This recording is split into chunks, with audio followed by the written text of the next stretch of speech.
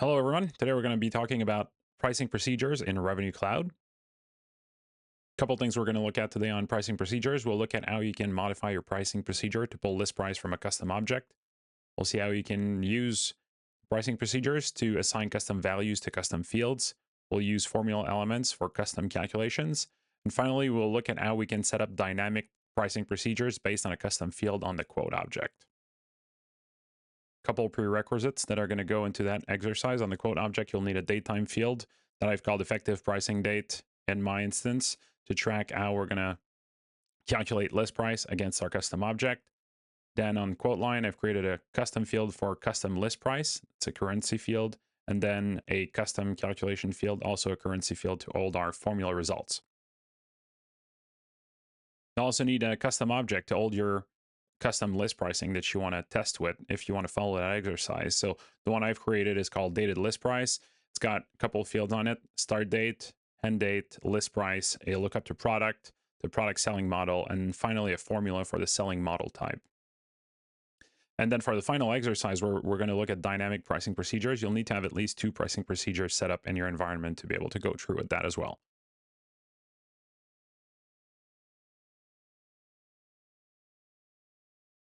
All right, so let's jump into Salesforce right away. All right, so let's now jump into Salesforce.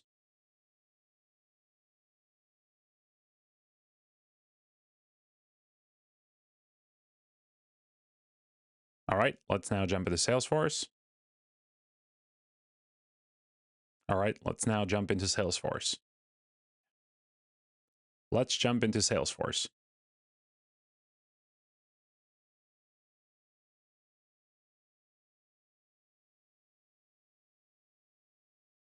Let's jump into Salesforce. Looking at a quote here, you'll see that I already added my custom fields to my quote layout. Custom list price and custom formula field are already added to my quote line items. If I jump over to the detail section, you see I have the price, date, time, which I've set the default to now at the time of creation of my quote, but that can be modified. It is not a formula field. All right, so as I said, I already have my custom object created, dated list prices. I only have one entry now for one of my product. The product selling model lookup is filled in, no a start date, but no end date. And then the list price that I want to use going forward from that object. And then the selling model type, as I said earlier, it's going to be a formula that simply retrieves the model type from the product selling model that's on there. Once you've got all the prerequisites set up, you're going to want to head over to the menu, look for lookup tables to get going on the setup of this lookup table. From the lookup tables object, you're going to click new. You want to create a decision table. Hit next. And now we'll set up our decision table to be used in Revenue Cloud. So first, give it a name. So in this case, we'll just call it again what we had on our custom object, dated list price. Give it a description if you like. Application usage, you can leave blank. And the decision table type we'll set to medium volume. Hit save and next. All right, now time to set up your source object for your decision table. So let's select your dated list price. No need to use related objects in this setup. And now the conditions. Conditions are going to be, how do you match result in your decision table based on the input that you provide within your pricing procedure. So we'll use most of the fields that we set up on our custom object to be able to leverage this. So first, let's look for product. Product must be equal to the input that we're going to provide. Then product selling model also needs to be equal. Nothing to change here. Selling model type also needs to be equal. And then we have start date. In start date, we want to find a dated list price entry where the current date is greater or equals the start date, right? So we want to select greater or equal. And finally, for end date, we're going to select less or equal. We'll set end date to optional because you might have instances where you don't have an end date yet entered in your dated list price entries. So you want this as optional. Now in step 3, you're going to have the results page where you can decide how you filter your result. We should only have one result in there. So we'll set it to first match. Then you can decide sorting if you need sorting. If you have multiple results expected, we don't. Save and next. All right, shows a preview of our new decision table that's ready to be used. It's looking good, exactly how we want it. Let's hit finish. All right, the decision table is now created. And what remains at this point is going to be to activate it. Let's hit activate. Activation is in progress, should take a couple seconds, and it's going to be fully activated. Now we want to head over to setup.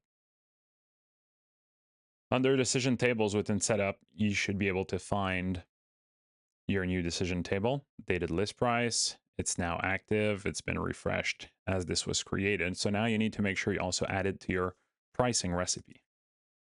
So look for pricing recipes. Now you're going to use the one that's already defined in your pricing setup for Revenue Cloud, which if you're using the default setup is going to be this one, NGP default recipe. So let's use this one. And under the price adjustment matrix tab, you're going to want to modify this to add more options. So we want to add our dated list price. It should be available for selection if you follow the steps.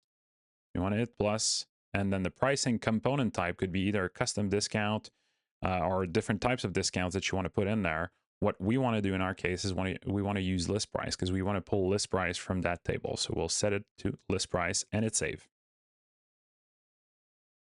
So the basic setup is now done for our decision table, and we've added it to our default recipe. So it's now going to be available in our pricing procedures. A couple things we want to do before we get there is we want to make sure we modify our context definition to take account of the custom fields that we've created. So we'll go into our custom definition, the Rev sales transaction context in our case.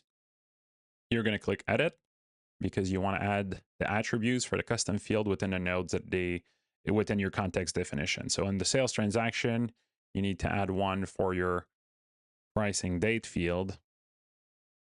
Set it to input and output. Data type is going to be date time. Nothing else to add on this. And under sales transaction item, you want to add attributes for your custom list price. Again, let's select input and output, and the data type is going to be currency. And you want to add one more for your custom formula. It's again, select input output. Data type is going to be, sorry, not date time, but currency. You can hit next. And now let's add the tags to the custom field we added on there. So for pricing date, we'll add our tag on here. That's it, done. Once that's set up, once that's done, you're going to want to go to sales transaction item and add the tags for your new custom fields as well on there. So let's hit custom formula first. Hit done. And then add your tag for your custom list price. And hit done. All right, so this is now done. We can hit save. We want to make sure we now map the data from the sales transaction to the quote. So you're going to want to go within your context definition to the quote entities mapping, hit the down arrow on the right hand side, click edit, and then map. Once your context mapping shows up, now you want to go in and map your fields from the sales transaction on the left hand side to the quote for our quote field, and then to the quote line for our quote line field. So you're going to grab your pricing date field on the left hand side, and on the right, under quote, you'll look in the unmapped section for your new custom field for date. When you find your pricing date, then you can always filter at the top. You can point it this way. So now that field is mapped, and you want to do the same thing at the quote line level from the sales transaction item and the unmapped section. Choose your custom formula, and on the right hand side on quote line item in the unmapped section as well, look for your custom formula. And again, on the left, grab your custom list price and assign it to the custom list price on the right hand side. All right, once your mapping is all complete, hit save. The context mapping is now updated. Now we can go in and actually modify our pricing procedure. So go to your pricing procedure, under menu, look for pricing procedure, choose what's currently active within your environment. In my case, it's going to be dated list price. Look for your pricing procedure, open the pricing procedure version. Give it a second to load. It's a bit longer since the Winter 25 update. Once that's loaded, we can start to do the modifications that we need in there. Pricing procedure is fully loaded. As you can see, that's the standard pricing procedure that came with this environment. It's has not been modified yet. So what I want to do is add one more list price element within that pricing procedure. Then we'll remove the standard list price one at the end of this because we don't need it anymore. So you're going to look for your lookup table. So you want to look for the dated list price. If you've done everything correctly, it should be available here. Now, we'll need to set the input rules, output rules. So we set up all the different fields that need to be set for this to work and pull up our list pricing on our quotes.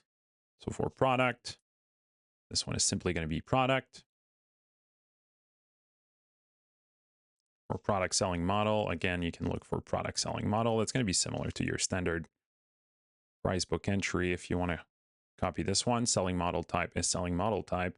And then for the start date, make sure you use, if you've created a custom field for the pricing date, make sure you use this one. So that's what we want to compare it to. And again, pricing date. In the output rule variables, nothing to set in there. For input variables, you do want to add line item quantity for quantity. For list price field, you should have a constant that's pre-populated, and we're going to want to validate that it's looking up to the correct field after this. And then your output variables, you want to set this to list price. And finally, subtotal, we can assign item net total price. And that's how you add your list price component from your custom object. Now that this is done, we can clear out this one because we don't want to use it anymore in our use case. Let's simply delete our price book entries component. Now, one thing to note, I did not deactivate this. So you need to deactivate ideally before, but even if you've made modifications, you won't lose them. But you want to deactivate and then save, or if you want to follow a more standard path, you could do all your modifications and create a new version entirely. I don't need to create a new version yet because I don't need versioning in this test environment. But if you want to keep track of all your versions, you should use the new pricing procedure version when you save this. All right, so this table is now set up. Now what I want to do is go to the resource manager, look at the new constant that was created for unit price for my dated list price table. Let's hit edit. And now the default value is set to unit price, which is inaccurate. We want to set it to the custom field API value that you've created earlier on your custom object. So list price underscore C, in my case, hit done, and let's hit save again. Now the list price on the quote line is always going to return the value of your price book entry, even if we've removed the list price component here. As far as I can test so far, I believe that's simply standard Salesforce behavior. It seems similar to a formula field. And so that's why I created that custom list price field on my quote line.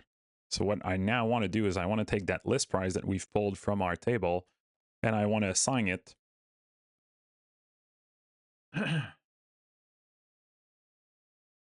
and the assignment is what we want to use here to assign that custom value to a custom field. So our input variable is going to be a list price that we've got at our previous step as the output. And then we want to output this in our custom field. So you want to look for your custom list price field that you've created, and then you can assign it in there. If you want to add, assign a value to your custom formula, well, now you could assign any value to your custom formula, but if you really want to calculate something before you put that in there, and we'll give a somewhat ridiculous example here, but it's going to illustrate the point that we're trying to make. So let's say you want your custom formula to return list price divided by 2, for example. And now you can do any math operation in there. You could multiply, you could divide, you could do plus, minus, but let's keep it simple for this example. So you can do your full calculation, and then you want to output it in your custom formula field. So you're going to assign it there. Now we don't need the assignment that's at the bottom here. All right, so now I've got my formula assigning a new field value for custom formula, which is mapped in our context definition. So it's going to get mapped over correctly. We've got the assignment to assign the list price over to the custom list price field. One more thing we will want to add to our assignment variables on here is we'll want to assign the list price that was output by our dated list price table to input unit price, because that's what's going to get used downstream to calculate all the pricing. That's where the discount is calculated off of. So make sure you've got input unit price also assigned to your new list price that's being pulled from the custom data table. And now you also want to make sure on your different elements if you want them to be included in the output of your price waterfall. Make sure you select include an output, and the element details on the left hand side. We'll do that for the 3 new components that we've added in there. Include an output. All right, and these are the modifications that I wanted to make to my pricing procedure. So we can now save, and we can reactivate that pricing procedure as is now. All right, let's activate this. Okay, my pricing procedure is active now. Let's go back and create a new quote that tests this out. So let's call it dated list price testing. Let's give it an account. The pricing date time auto-populates to current time to now. And I can hit save. That's all I need for this. I can hit browse catalogs, standard list price. We'll go in our hardware catalog to look for our laptop basic bundle. Scroll down.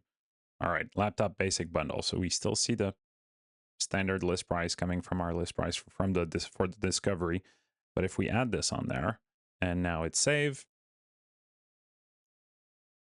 we'll see our new values populate on this as it's saved, right? So now we've got the standard list price. Again, this standard list price, if you use a custom list price field, you'll probably clear out, because as far as I can tell, we can't modify this.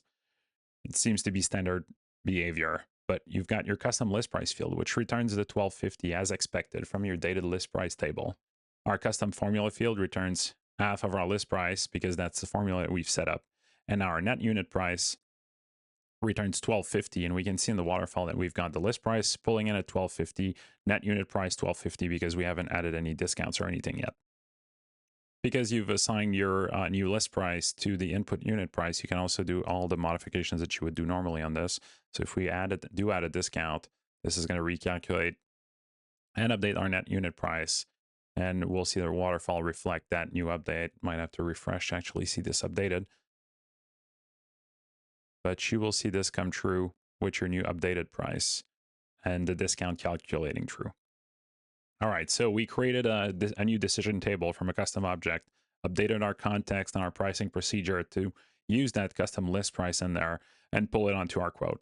Now, what if you've got a scenario where this is true for some instances for some customers, but for some other customers, you want to use the regular pricing waterfall that was set up initially, right? So you can do that in Revenue Cloud. You can set this up to be dynamic. What you'll need, make sure that you've got the sales transaction type field on your quote. So it's not on there currently. So let's go in and edit the object. Let's go to our layout quickly, modify the quote layout. So the field is called sales transaction type. We'll pull this onto our layout.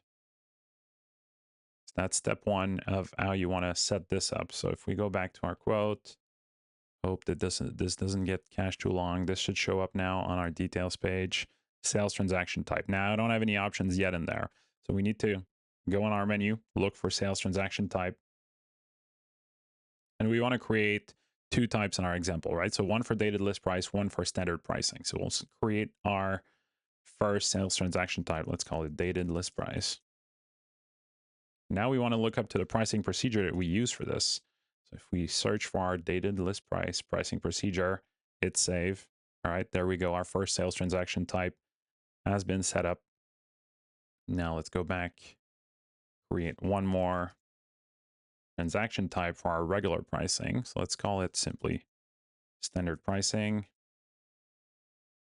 And let's look for our standard pricing procedure. There it is, revenue management default pricing procedure. Let's hit save.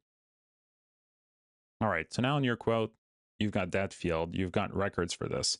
So what you could do is obviously automate this through flow and say, okay, if this is true on a quote field, right? If the type is X, if the customer type is whatever, if a checkbox is true, then use that pricing procedure or sales transaction type. And if it's not, use the other one. For our example, we can go through this and simply select this manually, but you should be familiar with flows and able to do this pretty easily, right? So as you create your quote now, if you select standard pricing, so let's quickly give it a name, an account, and transaction type, we'll set the standard pricing for this one. So I've got my quote set up for standard pricing. If I browse catalogs, use again my standard price book, we'll add the same product again. go down and we'll add the laptop basic bundle. So add items to quote. Now we'll see that none of our custom fields get pulled in, and the standard list price gets pulled from our price book entry at 1100.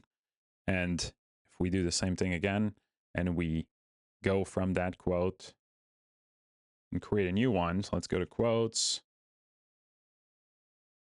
set new quote, but this time we'll again use dated list price. Same account. Only difference is going to be what I select in that sales transaction type, which again would ideally be automated. And you could have different layouts through Lightning record pages, right, to show which fields you want based on the transaction type as well. So let's again browse catalog, standard price book. And now the result that we expect is going to be the same thing that we had earlier in our testing, where our custom fields are filled in and our list price is getting pulled from our custom table. Hit save, and there we go. We have the custom list price pulling in, our custom formula field, and the net unit price returning our newly calculated value. All right, thanks again for watching. Please take a moment to subscribe to the channel if you like the content. We'll keep it coming. As usual, let me know if you've got any questions or what you'd like to see next. Have a good day.